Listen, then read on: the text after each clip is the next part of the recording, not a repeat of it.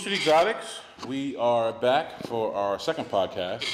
Um, just don't mind all the squeakiness. Part of the game, we're just getting started with the podcast stuff. But like I said, you guys are here for the information, not for the squeaks. But this is our facility that we're using right now.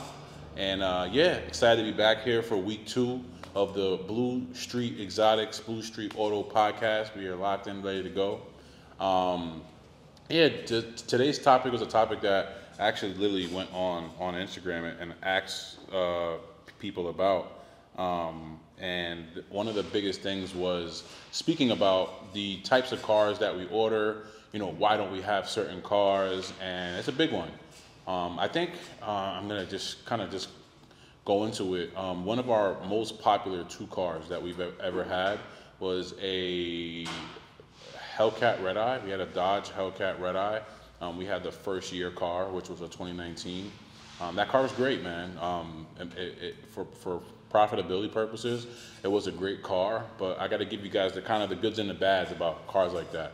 And I'll kind of go into some detail. And probably our number one missed car, as far as cars that we will not be adding back to our fleet, is probably a Jeep Trackhawk. And I'll kind of go over some reasons why with that too.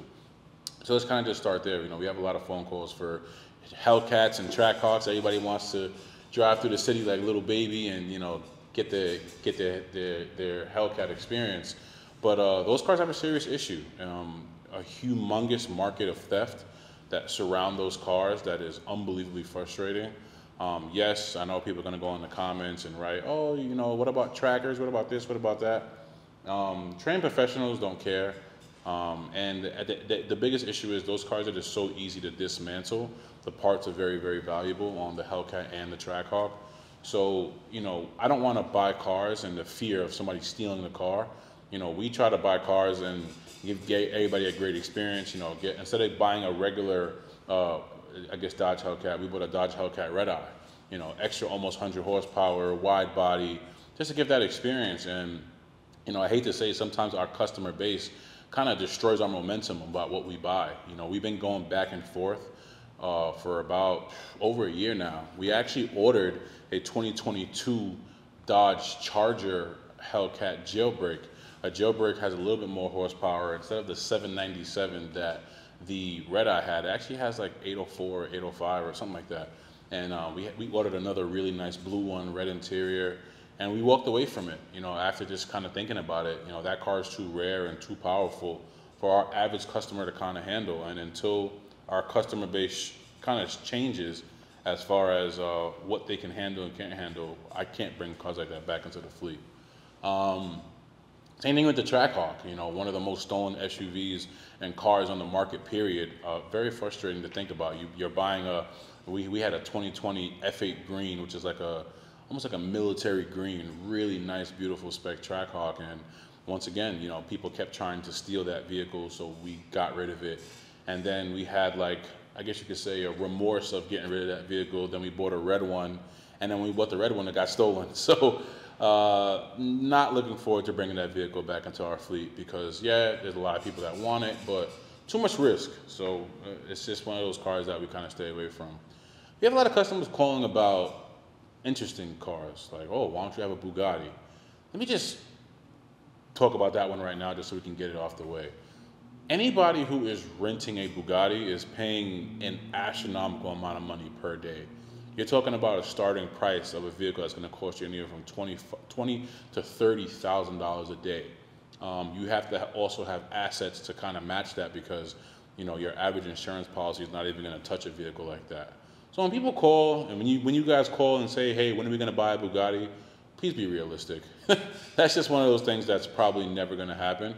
I mean, I hate saying never, but it's just, listen, if there's guys out there that want to spend $25,000, $35,000 a day, I guarantee you we can try to make something happen. Is that ever going to happen? I don't know. There's one guy in Europe that has a Bugatti Chiron that's like half his personal car, half a rental. He's definitely the king of Europe, I call him. He has a Bugatti Chiron. I'm pretty sure it's like 30, 40 grand a day. So, if you guys really want that experience, go over to Europe and, you'll be able to have that experience. I can even call and give you guys a recommendation. Just make sure you guys have the money ready because it's definitely a big bag. So let me just start there. And then there's like a lot of other cars that we've tossed around the idea of, like a Lamborghini SVJ. I don't think we'll ever do an SVJ because those cars are kind of close to the $1 million mark. And like I said, what am I going to charge you guys? Are you guys going to pay, $6,000, $7,000 per day for an SVJ? Maybe, I just don't know if the price point of that vehicle is ever going to be profitable, because I think people forget that it is a business. So the dollars and cents do add up and do count. So we have to make sure that when we're buying a car, that we're doing the math to make sure that after renting it for a couple of months or a couple of years, and obviously it's going to get miles and depreciation, that we factor in our profits and is it going to make money? Can't just go buy $1 million car and charge people $1,000 a day. That car will never make money and ever be profitable, and is a waste of time. So we have to be really careful with that. But the market that we're in right now is crazy. We have a Lamborghini Urus Performante on order. We have a Ferrari, what is that? Ferrari, I forgot the name of it. Wow, it's crazy. I'm usually on top of this stuff. 296 GTS, which is the Spider. We're gonna skip the GTB, which is the coupe, and go straight to the Spider. That's a 700 plus horsepower Ferrari. We ordered red on red. We have a Lamborghini Huracan Technica that is on order also. But obviously, if you guys are car guys, you guys know some of these cars that we order and buy for retail, sometimes overnight get like a crazy a resale value to it, where you can buy these cars at retail and sell them and make $100,000. So I'm not going to sit here and lie that business model is nothing that I ever looked at doing, but it's something that may happen. If these cars come and the market is demanding a lot more than what the retail value is, yes, we want to give the customer a really good customer experience, but at what cost? Because if we can make a certain amount of money, just a one-time flip that has no risk, that may be something that we do. Probably not the Ferrari. We're actually thinking about keeping the Ferrari in-house. But obviously, the temptation to flip vehicles over the last couple of years has increased as the market has grown. That's just kind of the way the cookie crumbles. But yeah, that's kind of where that is. So obviously we have some regular Huracan Evos that we're going to have coming in. Ferrari's tough because there is no, I guess you could say, quote unquote, cheap Ferrari. And trying to order a Ferrari now, even if you go like lower level like Portofino or Roma, which are still beautiful cars, take a year plus to come in. And I'm not a big believer in spending over sticker for cars, because our cars are 100% going to get depreciation because of miles and just obviously everyday, abuse that these cars are going to get from our customers. We went from having 0 Corvettes to 3 Corvettes. Yes, we do have the new Z06 on order. If you guys are alive in the world now, you guys see that those cars are going for 40 to 100K over sticker. So when that car comes, we're not 100% sure if we're going to keep it or get rid of it. It just kind of depends where the market's at. But that's kind of across the board. The only way you're getting sticker for cars now is if you sit there and order them, which obviously you have to wait a long time. There's money that's put down these vehicles. So the game is not the same as it once used to be. I can't just go and pay over sticker for vehicles because I want them. The dollars and cents have to make sense. And if we end up spending too much money on a vehicle, well, here's the issue. That cost now trickles down to the customer, because now we have to charge more money for that car for the customer for it to be a profitable vehicle for us. Yes, we're in the hunt on a weekly basis for what's going to be the next hottest car that comes in. Yes, we're going to still try to order the newest and the best stuff. But at the end of the day, it's a business, so if it's not profitable for us, it just doesn't make sense. Yeah, as far as for us, we're obviously opening our horizons and looking at new cars that we can get, from Porsche or Ferrari.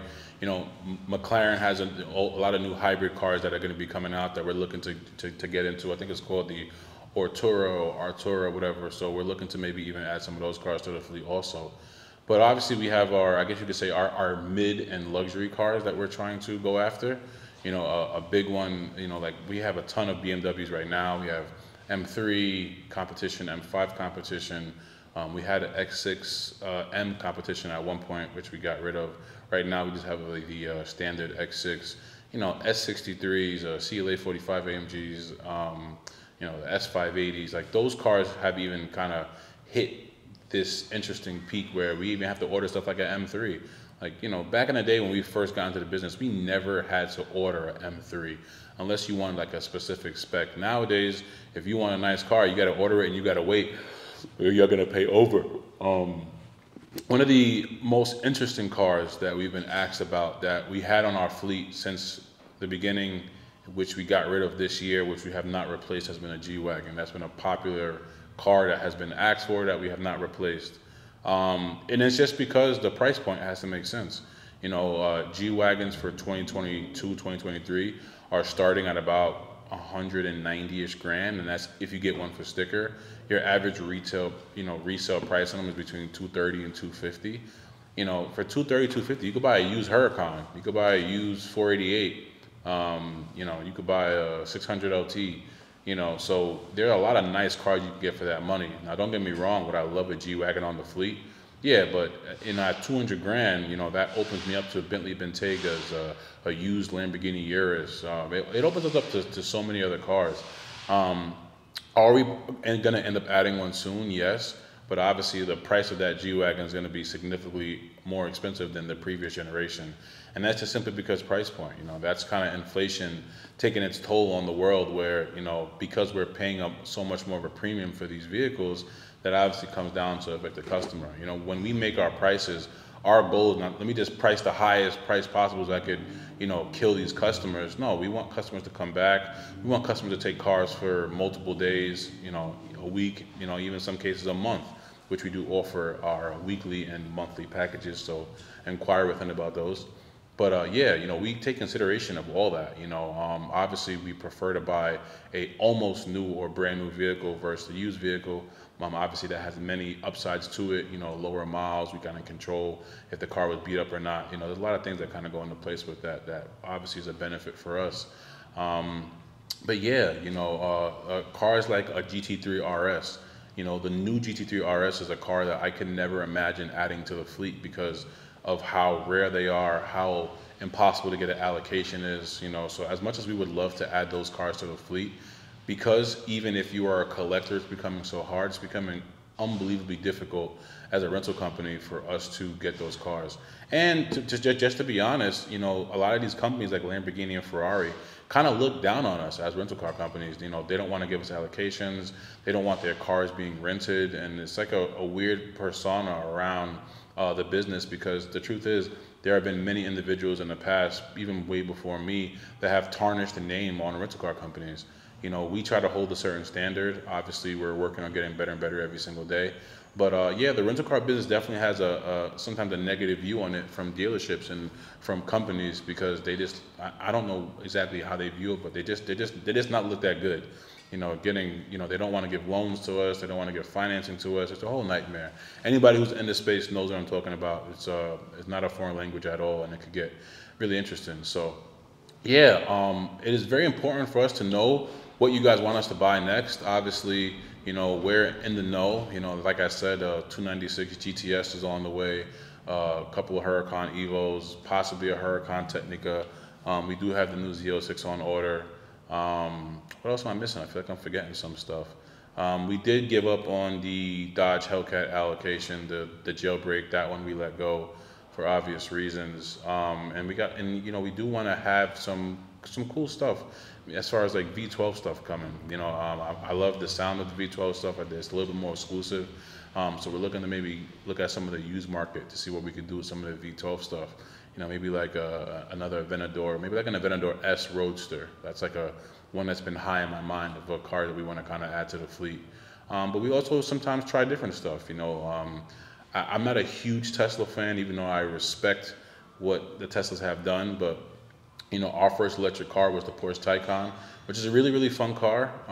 Does not get the greatest mileage. You get about 200 on a full charge, but a really, really fun car. So if you want a really good, cheap as far as on no gas, about $20 to load it fully up, you're definitely gonna want to come down and try the Porsche Taycan. But tune in. This is Emily episode 2. I'm not gonna remember it after a while, so don't quote me on the episode days and numbers that we're on. But please shoot us DMs, send us some emails on things that you want us to go over. Like I said, we'll pretty much be here on a weekly basis. So I'll see you soon. BluStreet Exotics, check us out. Talk to you later.